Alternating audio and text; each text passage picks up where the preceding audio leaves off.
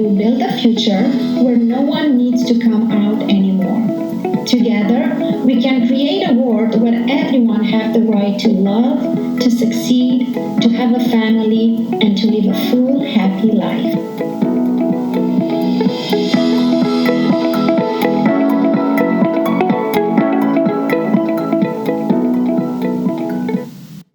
Special welcome to wonderful, amazing couple Danielle and Cole.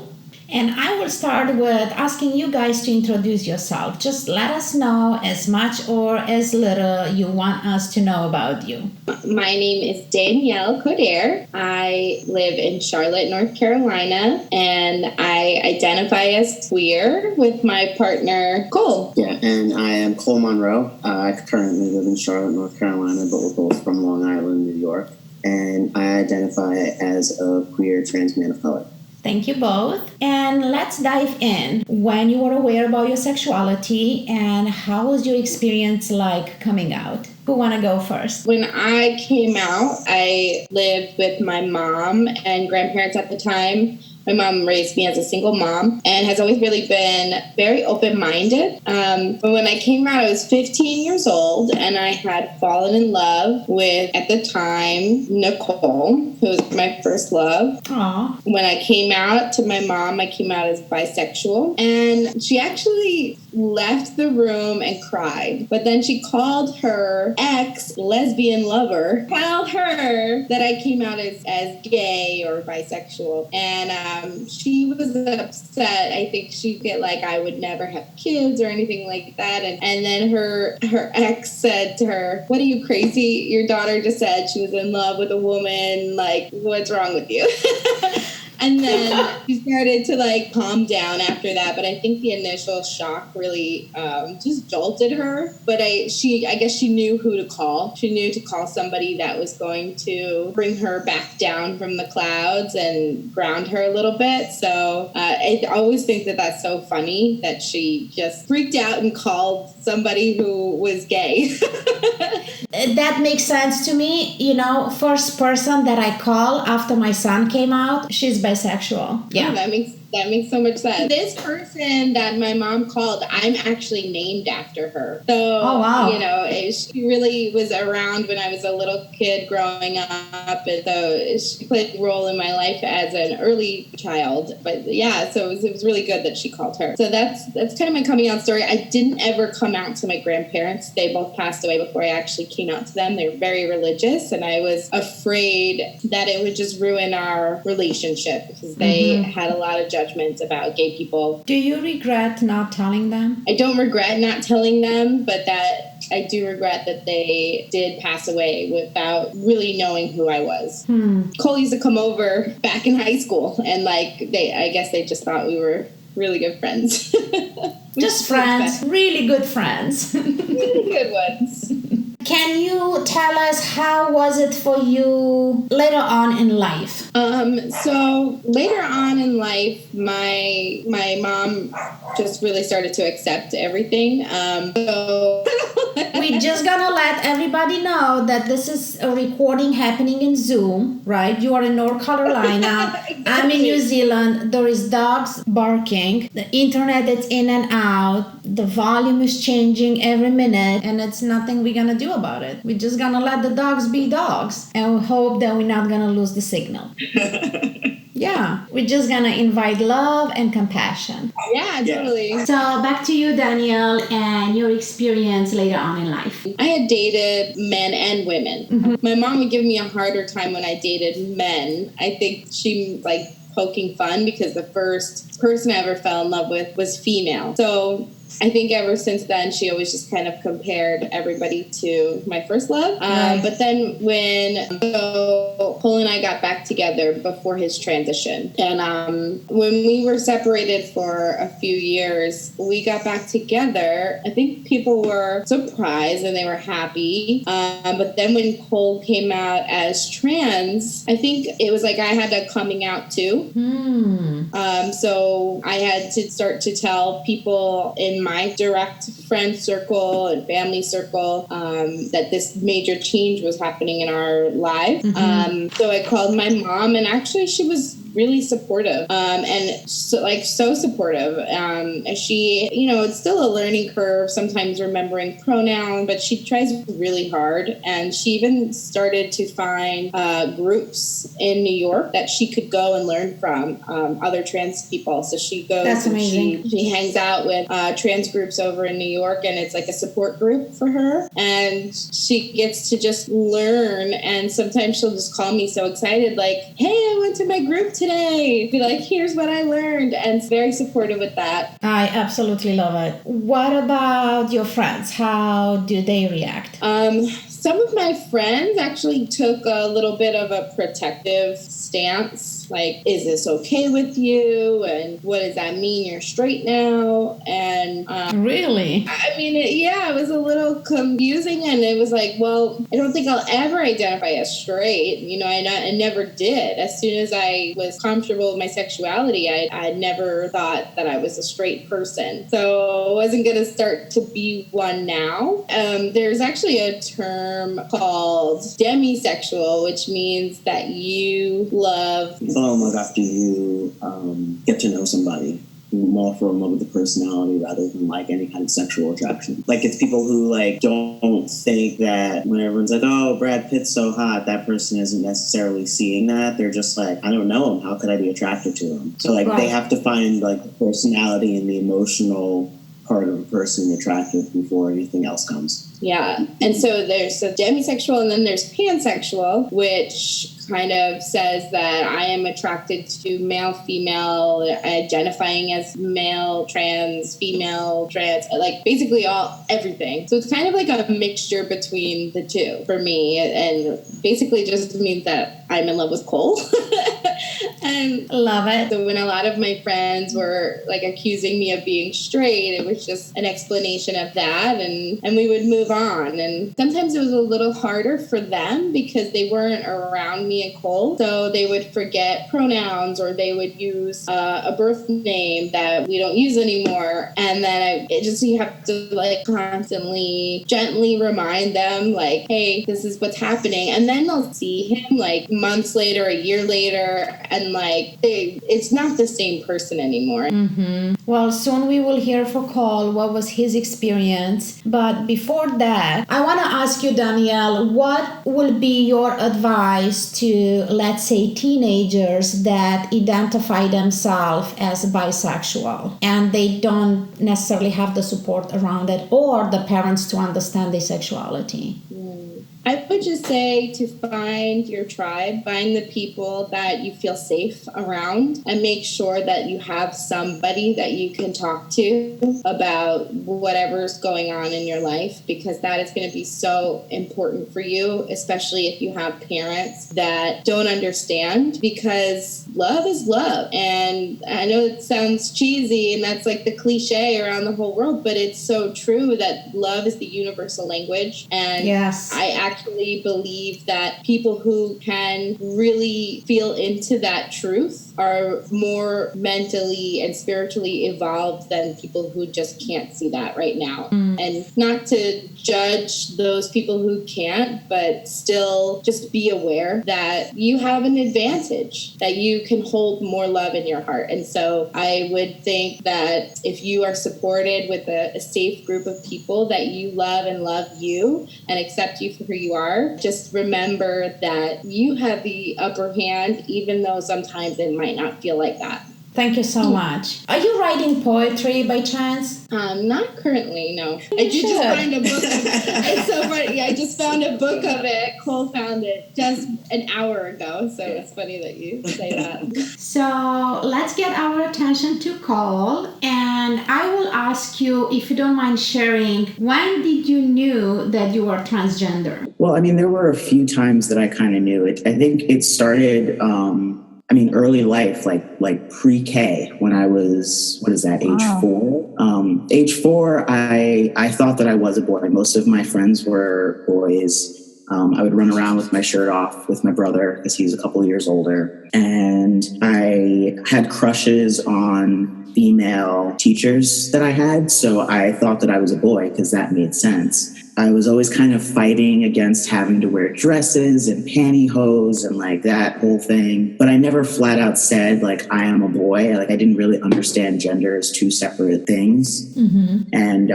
then once I found out what gay was, I was like, oh well, that must be it. Like I'm just gonna go with that. Like you belong there. Yeah, and that was kind of a safe thing, and that was something that I understood, and it was something that I had the language for because that was talked about in the media. And I had Ellen coming out when I was like 11 or so, and that was huge. So I fit in that category. So I kind of stayed there for a while, and then puberty hit. And, your body starts changing, and I just felt uncomfortable. I didn't have words for what felt uncomfortable or what was wrong, but I just knew that something didn't feel good and like just icky kind of. But again, I didn't have the language to know what it was that was wrong. I thought I was just depressed, and I was a depressed teenager that something was going on with. When I was about 19, 20, I started dressing a little bit more masculine. Like I met someone who said to me, you still wear girls' jeans? And I thought to myself, oh my God, I don't have to. So I started wearing men's clothing, and I found myself feeling more comfortable. I used to have hair like down to past my shoulders, and I cut it. And then it got to the point where I was just feeling really comfortable. I went away to college, and then I came home to visit my parents one day, and they had said something along the lines of, we don't know what happened to our daughter. You dress different, you walk different, you even talk differently. And that scared me. So I just backed away from all of it. Like I didn't realize that it had anything to do with my gender identity. I just knew that that's how I felt comfortable. Because again, I didn't have the language for it. So then, I just kind of backed away and suppressed all of those feelings that I had. Right. It took another 10 to 13 years for me to start revisiting it. Oh, wow. Let's backtrack a little bit. First, thank you for your sharing. Absolutely. And now, where is Danielle in this picture? That's the fun part. Danielle and I actually dated in high school. Oh, yeah, she said that. So I was a senior when we started dating, or a junior? I think we officially started dating when Cole was a senior and I was a sophomore. Yeah, so 10th grade and 12th grade. Okay. And then we dated for about 3 years. And we were together when I came out to my parents as gay, which I did at 19. And then Cole's parents did everything possible to break us up. Yeah. They said, well, we co-signed your college loans. We will take it back.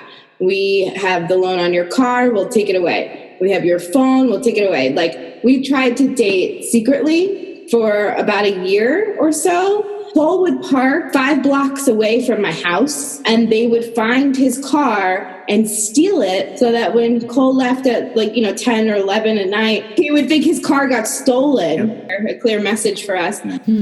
Was that because they didn't like you, or was it because they didn't want Cole to be dating? It was because of the age difference. Because again, I'm 2.5 years older. I think if it was a man and a woman, they would have thought differently. Yeah. We don't know, of course, because that's what they say it was. But there was a lot of things that it could have been. I think they judged me based on my family. I was raised by a single mom. I think that was something that they looked down upon. And I'm white, he's black. I think that there are different things that they could have. But I think mostly it was because I was like a second daughter to them at the time. I would go over their house on Christmas, Thanksgiving, and all the major holidays. They would call me like their kid. And I think that they felt this sense of betrayal when we came out to them. We actually felt so comfortable being ourselves around them without quite being ourselves, right? But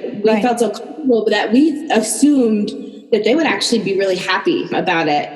And they totally just surprised us by doing everything they could. And once Cole came out to them as lesbian back then, I didn't talk to them again. And that was hard for me because being raised by a single mom, I don't know anybody in my family. My mom was the black sheep of her family. So I finally got a sense of family in Cole's family, and they dropped me like a hot potato. So it was hard for me in that way. And because Cole was my first love, so we really tried to date. He went to college a few states away, and I would save all my money and try to just travel there on the weekends and go stay at his dorm. But it got to be really hard.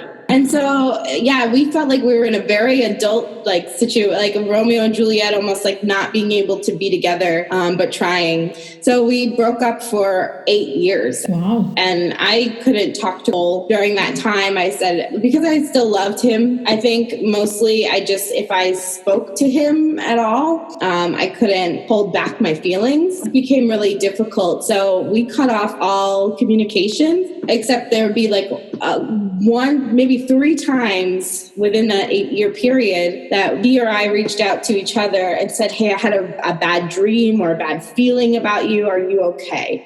And it was always actually when something very big was happening in our life. So we had this like soul connection even while we were apart. So I see a connection. There is real love. The feelings are real. It's just not our time. So we're not going to look at it. One of the things I actually said to her when we did break up is that I think we just met too young. Mm-hmm. Okay. I remember saying that in my car one day, like, I think we just met too young. And I remember being like, bullshit. I was mad. So, but I mean, we got over it. And then again, like 8 years later, like clockwork, I was going through something very serious in my life. He was having some big changes in his life. And he called me to play music because both of us are musicians. And he had this idea that he would create an album and we would donate proceeds to charity, things like that. And so we met one time and it was almost like instantly falling back in love, but he had been dating another girl for 5 years. Yeah, and the hard time that I was actually going through at that time was that I knew I wanted to leave this person. It was just that we had so much going on together. He ended up breaking it off with this ex. And then there was actually still the issue of his parent who still didn't want to accept me. So how old were you when all this happened? Now, at this point, we were in our late 20s, 30s at this point. Yeah. We said, you know what? We'll move out of New York. And we moved down south. Which is a weird move. It's a weird move, but his brother lived here, so we ended up moving. And it's a city, you know. It's not like we're on the farmlands. Like if we were, then that would be a little bit more serious. But in the city, it's actually very liberal. But it's still like we're a red state, which means Republican state. But our city is liberal. Okay, good. We moved down here, and I got my job with Health Coach Institute. I was able to work home, and like things started to actually get really good for us. We were getting housing together, but Cole was depressed and miserable. And I thought that I had made the worst mistake of my life because when we got back together, within 6 months, you know, we decided we would move. Within 8 to 9 months, I had a new job and I moved down to Charlotte. And when I moved in, Cole, this was pre-transition. So that was Nicole. You moved in with Nicole. That's right. I knew about Nicole. You know, so I was confused at one of the events you introduced Cole. And I didn't necessarily heard the name. Probably I would have make a connection between Cole and Nicole. I mean, yeah, everybody got really confused. Pardon? No, we did not meet in person, but I was at the live event in Dallas when Danielle was on the stage and introduced you as her partner. So I knew from the training, from demo recordings, that Danielle is dating Nicole. And now she introduced us to a man. Right? Everybody was like, So many people came up to me at that event and asked, like, so...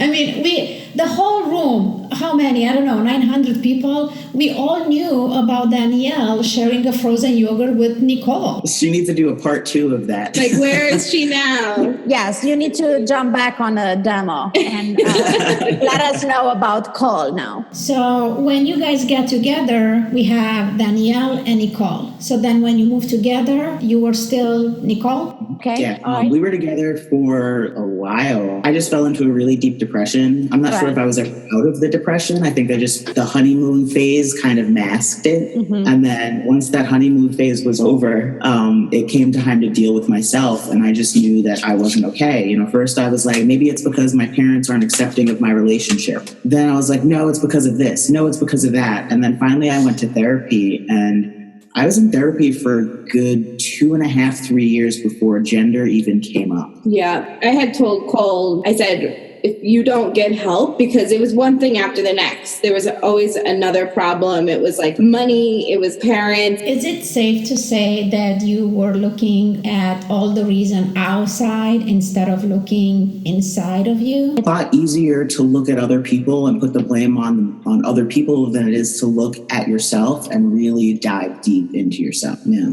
Work from inside out. I was just like, this isn't the person who I know that I'm in love with. Like, something is wrong. So when he started to go to therapy, I said, okay, we're going to have another chance. And that's also around the time when I started getting health coaching myself with Stacy. And we started to do trail running together. And actually things started to get a lot better, but there still was something going on. And then I think I saw Snapchat had a filter where it added a beard to you. Mm-hmm. And I found that I really liked that picture and I saved it. And I would look at it at night under the covers before I'd go to sleep. I showed the picture to my therapist. We were just sitting there in a session and I was like, there's this picture that I have on my phone that I find myself, that I keep looking at and I don't know what it means. And I showed it to her and then she said, okay. And then we kind of started diving into, things that I felt in the past. And then I think she said, so you might have some gender dysphoria. And I immediately kind of shied away from it and thought that might be a little weird. I might have to think about that for a little bit. I don't even remember how all of these conclusions came to be, but eventually I was like, holy shit, I'm trans. And that was the first time that I said something and I was like, that sits right with me. I feel something when I say that. That resonates, that's a word that I feel like I can sit in and be comfortable and cozy. Wow. So how did you give that news to Danielle? I remember I came home and I had said something to Danielle. I was just like, something came up in therapy today and I feel like it's important to tell you because I think we're going to have to explore it together. And I think I might be trans. And I just kind of blurted it all out. And I was like, I don't know what that means. I'm not trying to transition. I just don't know what it means. This is where we're at. She said well, I don't think I can start calling you my boyfriend, but I can call you Cole. And I was like, okay, I like Cole because Cole was actually my nickname from when I was a kid. My parents used to call me Coley or Cole. It was something that I recognized, something that resonated with me and something that wasn't my birth name. And so from then on, I started going by Cole. It was the further I dove into the stories of other trans people and hearing what their thought process was and things that they felt. It was the first time I had heard someone where it felt like they were speaking my language. And that was a very emotional time for me because for, 30 some odd years, I just felt misunderstood, lost, and I felt wrong. I felt like I was wrong. When I went to my first support group meeting, I remember sitting around the room and I remember immediately letting my ego build up and saying, these people are weird. What am I doing in this room? And, completely shutting down. And then once people started talking, we were going around the room and people were speaking. I felt like I was in a room with people who saw me and understood me. And that was when I was just like, yeah, I found home. Wow, that's so beautiful. And how did Danielle receive all this? How was it like for you, Danielle? It was intense because at the point that Cole had come out as trans, I had almost had it up to here with the depression. These depression outbursts were so powerful that they actually scared me in a way that was triggering for me because they were almost violent. And one time Cole actually punched one of our dressers and broke his hand. And I got so scared and shook that I had called a friend of mine and said, I might be moving soon. That was actually the turning point for me when I started getting serious about okay, what's going on? I was working on martial arts things with my brother. And he was like, just do this with your body. And I was like, I can't. I can't do it because I was so disconnected from myself. At the point where I couldn't tell when I was actually hungry because I was so disconnected from what my body felt. And I was getting so frustrated and trying to tell him, my brain doesn't work like that. I can't just tell my body to do something and it does it. And it built up so much to the point where I got home that I just screamed and punched a dresser and I actually broke my hand from punching the dresser. That was a real breaking point where I was like, okay, there's something. You really got to dive deeper into that. Yeah. And I was definitely like, that was like the biggest turnoff for me, that I was like, oh my, no, like my 8 years without you were fine. I could just go back to single life. I was like, I made a huge mistake coming back here. But there was like that part of me, and it could have just been because I care about Cole and that soul connection that you have. It was like, it was like gum on the bottom of your shoe. I was pissed off, but I was like, you got to figure out what the hell's going on with you. So it was more like a tough love at this point. And then when Cole had come out to me as trans, I was almost like angry at first, but not because he was trans, but because it felt like remember how we said Cole was blaming every outside thing? Mm-hmm. It was almost like researching different symptoms to like diagnose himself with something else. And my judgment of the situation was, oh, is this just another thing? Like this is just something else. Yeah. But at the same time, it actually sounded like it could be something. Like all the other things I could tell. And, you know, I'm trained as a coach too. So like I would listen and my thoughts to myself, like, I don't think that's it. But, you know, like I see you're pulling this piece here, you're pulling that piece here, and he's learning and pulling. So I was definitely considering that this could be true. He started going to the group Transcend Charlotte. And that group also has like a breakout group for partners and family members to go. So I would go to a couple as well. And I met some people going through the same things. Either they were a partner of somebody who was about to transition or in transition. And during this time, Cole didn't quite own the trans part of himself. So he didn't say, call me he, him, his pronouns yet. He was still like, just call me whatever you want. He wasn't really coming out to anybody yet. And so it was like a confusing place to be. So we started going and seeing a couples counselor, actually, because it was like, okay, well, we're already at a breaking point. So this could make or break us. I'd really like to have somebody else to talk to, because at the point of where we were, our relationship was so fragile. Cole and I were both very like in a vulnerable place that like any little thing could have broken us. So having somebody else to talk to was like the diffuser. I could say how I really felt, and it wouldn't hurt Cole in the same way that if I would say it. Somebody would be there to like make sure that both of us got heard. So going to a counselor really helped us. And it got to the point where Cole, like I could see him doing better more and more as he owned this trans part of himself. And as he got friends that were trans, and he would follow some different people on Instagram who were trans. And the more and more he learned about it, the more at home he was starting to feel again. And he was calming down. He started to like get interested in healthier things, like not punching walls. And so it got to the point where he needed to start taking hormones. Like he was ready to like take the next step. But I think I could see him holding back. I think because you were like afraid to say something to me, like you didn't want to lose me because there was things going on, and I don't want to put words in your mouth. So is it there a risk? Like there is no coming back once you start? I mean, you can, the first couple of, like, it goes really slowly, it painfully slowly.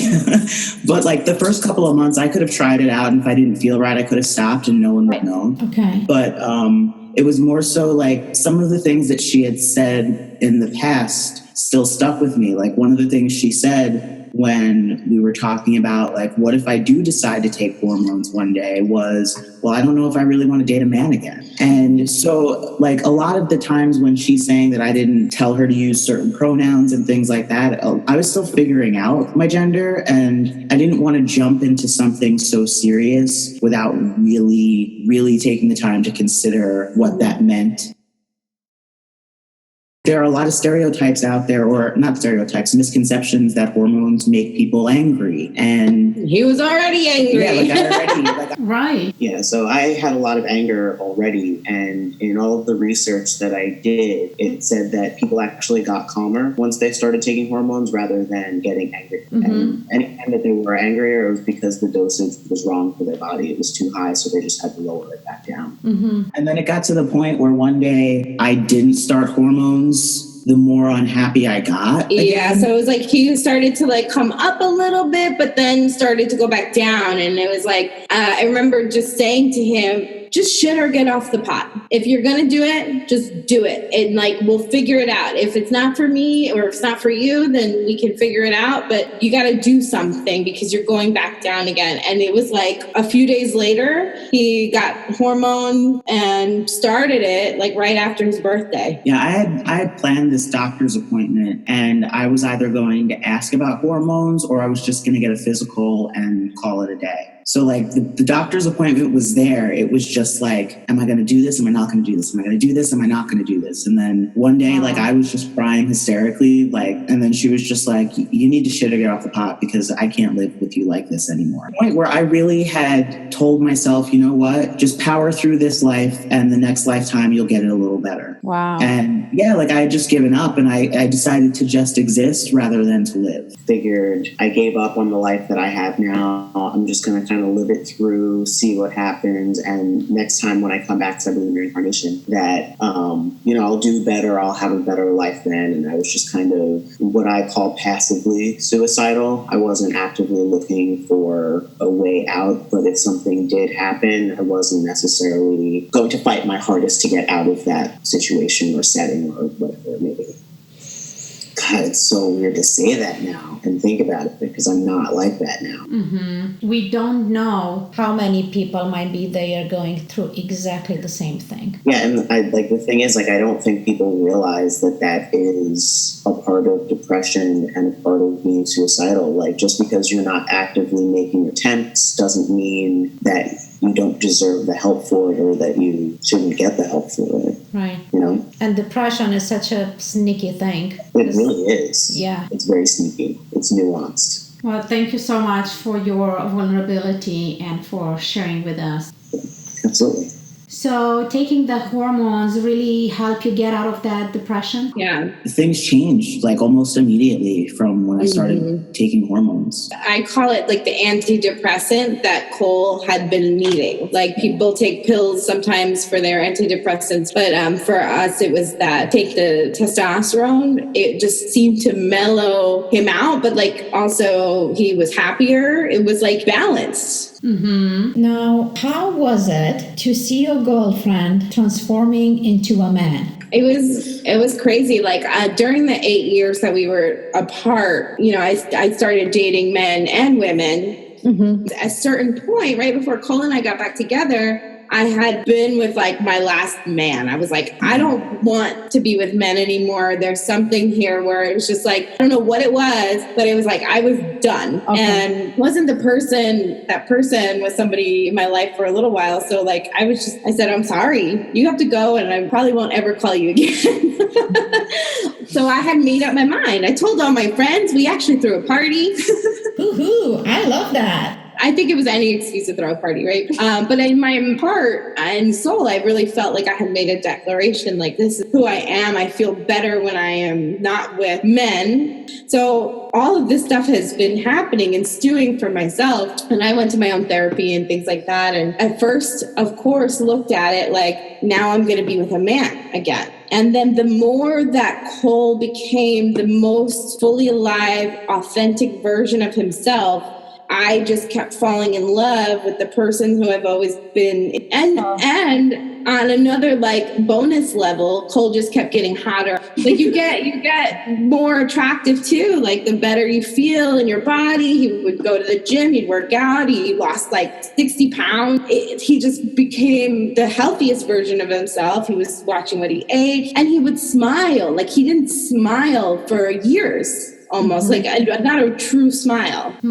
So I think for me, it was just when you focus on the love, there's nothing in between that. You lose a body, you lose your human shell, and it's really just the connection that you have in your soul. And I think that for me, that became more true than anything else. That was the most beautiful declaration of love that I heard in a while. Thank you. Well, it's true. All right, everyone, we are looking at pictures. Cole is showing me a picture of him when he was Nicole, and she is gorgeous. Yeah, that was my high school sweetheart, that woman there. But that also very quickly progressed to something very different. Wow. Who's that person? Yeah, exactly. Yeah. I'm looking at a picture and I could see your lips smiling, but your face and your eyes are just sad. Exactly. That was the depressed version of Nicole. Like year and a half. In my old pictures, I can't even find a single picture of myself. Yeah, and even me, we didn't take pictures together, really. Pictures. I didn't want to be in pictures with them either. And during this time, I'm traveling a lot. Like, I'm just getting away. It's just, it doesn't even look like you. That person looks so sad. No. That's exactly what it was. It was hard. We lost some time in there, but it's like he had to go through this growth. And I was going through my own growth. I mean, because every few months I'm at a retreat and I'm going through personal growth and I'm having these things. And then I would come home and it was like, what am I doing? Right. We go to events and retreats and we do all this personal growth work. So we know that in order to transform and change, we need to let go. So I'm curious, how do you let go of a whole person? How do you let go of a person that you actually love? Well, I kind of did. I fell out of love. We were like roommates and friends, and it was like that friend that you've known for so long and you care about them and you want them to do well. But you kind of know that they're toxic and you're trying to make your escape. That was about where I was with Nicole. Right. And our relationship as adults and Nicole, that was done. I was still holding on to my first love in high school, thinking like, where is that? Where is that? But even that is nothing in comparison to what we have right now. That Nicole was still depressed and still had a lot of things that, were sensitivities, and the total body dysphoria was very real even when we were in high school. What about you, Cole? How do you let go not only some parts of you, but all of you? For me, I look at being trans as I wasn't born into the wrong body. I feel I was born in the right body and just given a certain set of difficulties to overcome, to be honest with myself. So I appreciate the fact that I was born female. Right. And I feel like being born female was giving me a more compassionate way to be male. So I haven't really let go of Nicole. Nicole is still around and we're kind of in this together. I notice that when I talk to people and I say something about myself, oftentimes I say we. And I think it's because I still just offering me like, hey, remember when you learned this lesson when you were 2? Yeah, take that and now work with it, So it's not something that I've actually it's not a person that I've let go of. It's just someone I'm now working side by side with. That's so beautiful and so powerful. I want to ask you, is it there a particular age when one discovers if it's gay or trans? Or is just a myth that you know that you're gay in your preteens or teens years and you know that you're trans way earlier in life? A lot of people do realize when they're young, and that's like a very common narrative. Honestly, if you had asked me the same question a year ago, I would have said I didn't realize until I was in my 30s. It took a lot of looking back at my life and looking at the same situations or the same memories from a different angle. And I think for a lot of people, it may be that they may know, but they just don't have that language for it. Because in 1990, transgender wasn't a thing that people were talking about. Gender dysphoria wasn't a thing people were talking about. Yeah, totally. Times are different now. Yeah, I met a kid who, how old is he? He's 15 and he came out as transgender when he was 14. And his parents are so supportive of him. He's out in his school. And I'm just he's 15. When I was 15, I was scared to tell people that I was gay. Right. So things are changing. Right. I'm happy that you find you. And it just seems that you have everything that it takes for a man to be a perfect man.